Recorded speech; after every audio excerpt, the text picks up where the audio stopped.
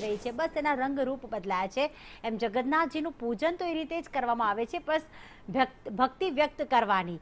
કારણ કે પહેલાં જે કહેવાય ને કે પારંપરિક જે શરણાઈઓ ઢોલ નગારા હતા એ આજે પણ જોવા મળે છે, પણ નૃત્ય કંઈક અલગ જોવા મળે છે. પણ ભક્તોની ભક્તિ એ હૃદયથી જગન્નાથજી માટે છે. ત્યારે જે રૂપ બદલાયા, રંગ બદલાયા, પરંપરાઓ બદલાઈ છે, એના માટે આપનું શું કહેવું છે? પરિવર્તન સંસારનો નિયમ છે અને ભગવાન જગન્નાથે પોતાના કૃષ્ણ સ્વરૂપે આજે એમને આપણે ભલે જગન્નાથ કહીએ છીએ, અલગ અલગ માધવ, મુરારી, આપણે દરેક વિવિધ નામે ઓળખીએ છીએ, પરંતુ વિવિધતામાં એકતા એ સંદેશ આપણને આપનાર છે ભગવાન જગન્નાથ શ્રી કૃષ્ણ.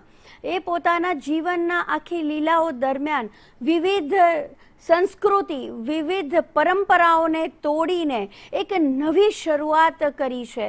ચાહે રાસલીલા હોય, ચાહે 16,108 પત્નીઓ હોય, કે પછી સાથે એમનું મહાભારતનું યુદ્ધ હોય, કે વિદુરની ભાજી ખાવાની વાત હોય, એના દરેક કાર્યમાં એને પોતાની જીવનશૈલી દ્વારા પરિવર્તન સંસારનો નિયમ છે એમણે સુપેરે બતાવ્યું છે.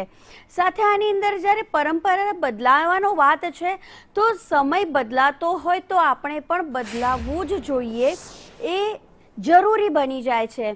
ઢોલ, શરણાઈ, નગારા આ બધું વાગે છે, પણ સાથે ડીજે પણ વાગે છે, પણ એની અંદર જે ગીતો છે એ ગીતોનો જે ભાવ જે રહેલો છે એ બદલાવવો ન જોઈએ.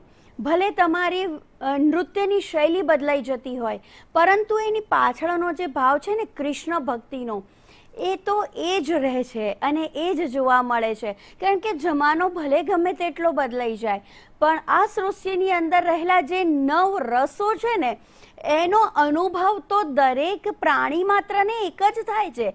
ચાહે ગુસ્સાનો ભાવ હોય, પ્રેમનો હોય, ઈર્ષ્યાનો હોય, કે પછી ભક્તિનો ભાવ હોય. અને જ્યારે નરસિંહ મીરાબની ભક્તિની વાત કરીએ ત્યારે આ ભક્તિ ભાવ એ નૃત્યમાં જે તલ્લીન થઈને નરસિંહ અને મીરા જે નાચતા, આજે પણ એ ગોપીઓનો જે રાસ છે એ આ નૃત્યમાં તમે જોઈ શકો છો.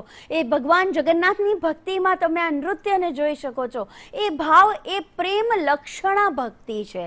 આ કોઈ આછકલાઈ વેડા કે સ્વચ્છંદતા નથી, પરંતુ અહીંયા એ વિચારવાનું છે અને એ સમજવાની જરૂર છે કે જમાનો ગમે તેટલો બદલાશે, યુગો બદલાશે, પણ પ્રેમ લક્ષણા ભક્તિમાં જ્યારે એક ભક્ત પોતાના ભગવાનની આરાધ્યની ભક્તિમાં એ ભાવ વિભોર થઈ જાય છે ત્યારે એનું શરીર, તન, મન, કર્મ બધું જ જ્યારે ઈશ્વરને આરાધ્યને અર્પણ કરે છે ત્યારે જે નાદ નીકળે છે, ત્યારે શિવનું તાંડવ પણ રચાય છે અને ત્યારે ભગવાન જગન્નાથના કૃષ્ણ સ્વરૂપે એ રાસ લીલાઓ પણ રચાય છે, નૃત્યનો આવિર્ભાવ થાય છે.